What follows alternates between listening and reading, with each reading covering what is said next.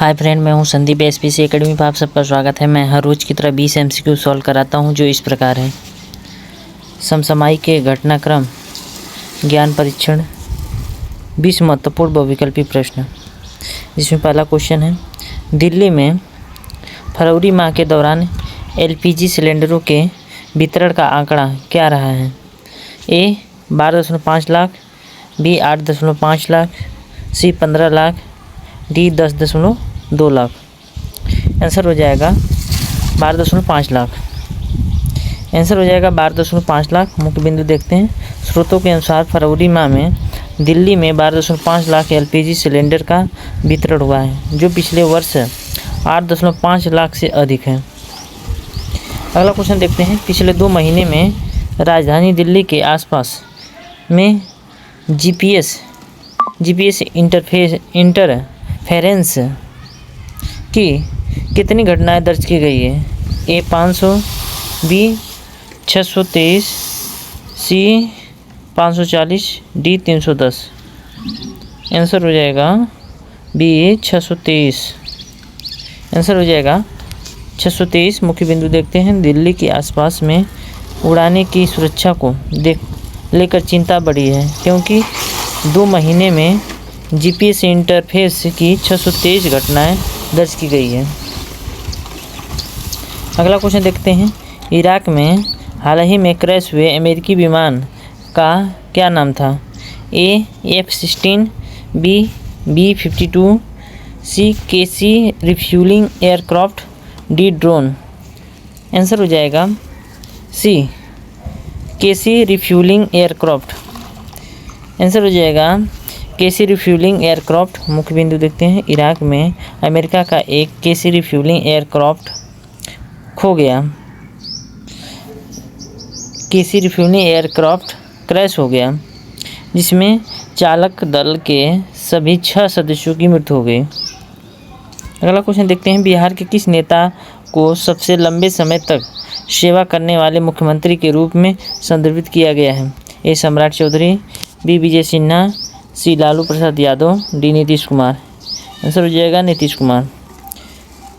Answer हो जाएगा नीतीश कुमार। मुख्य बिंदु देखते हैं। स्रोतों में नीतीश कुमार को बिहार के सबसे लंबे समय तक सेवा करने वाले मुख्यमंत्री के रूप में उल्लेखित किया गया है।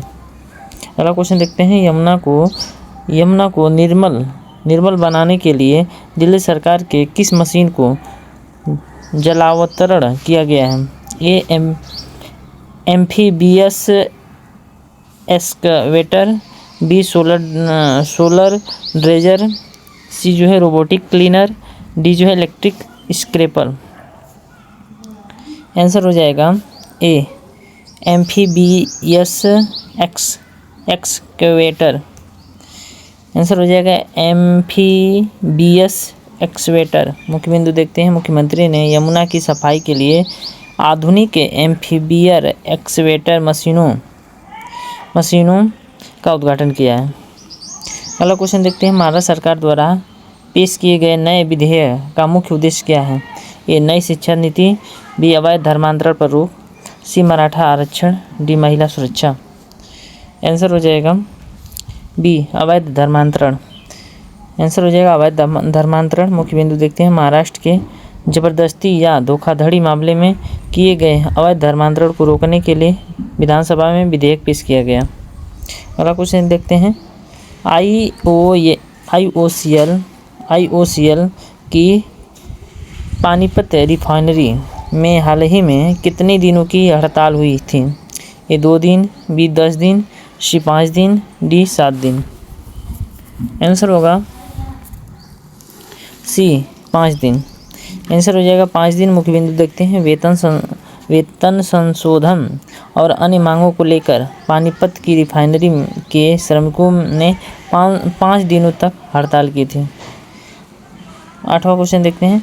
महाराष्ट्र के स्कूलों में किस कक्षा तक मराठी भाषा पढ़ाना अनिवार्य कर दिया गया है? ए कक्षा 1 से 5, बी कक्षा 6 से 10, सी कक्षा 5 से 12, डी कक्षा 1 से 10। आंसर हो जाएगा डी कक्षा 1 से 10। आंसर हो जाएगा कक्षा 1 से 10। मुख्य बिंदु देखते हैं। राज्य विधानसभा के अनुसार महाराष्ट्र के सभी स्कूलों में कक्षा 1 से 10 तक मराठी भाषा पढ़ाने पर पढ़ाना अब अनिवार्य कर दिया गया है। अगला क्वेश्चन देखते हैं, कोविशील्ड वैक्सीन के एक दुर्लभ दुष्प्रभाव का नाम क्या है जो स्रोतों में चर्चा का विषय बना हुआ है? A VITT immune thrombotic thrombocytopenia, B myocarditis, C anaphylaxis, D जो है तीव्र गुर्दे की विफलता। आंसर हो जाएगा ए VITT यानी इम्यून थ्रोम्बोटिक थ्रोम्बोसाइटोपेनिया। आंसर हो जाएगा VITT इम्यून थ्रोम्बोटिक थ्रोम्बोसाइटोपेनिया। मुख्य बिंदु देखते हैं, कोविशील्ड के कारण होने वाले दुर्लभ दुष्प्रभाव VITT की है, जिसे लेकर अदालतों में मुआवजे की मांग की जा रही है। अगला क्वेश्चन देखते हैं, वाशिंगटन सहमति शब्द किसने गढ़ा था? ए रीगन, बी जॉन विलियम्स, सी मार्गरेट थैचर, सी जो है जोसेफ, डी जो है कि जोसेफ स्टिग्लिट्ज़। आंसर हो जाएगा B John Williamson.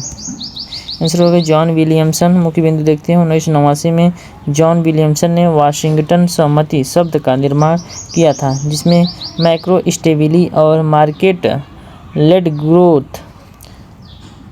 Led growth पर जोर दिया गया था।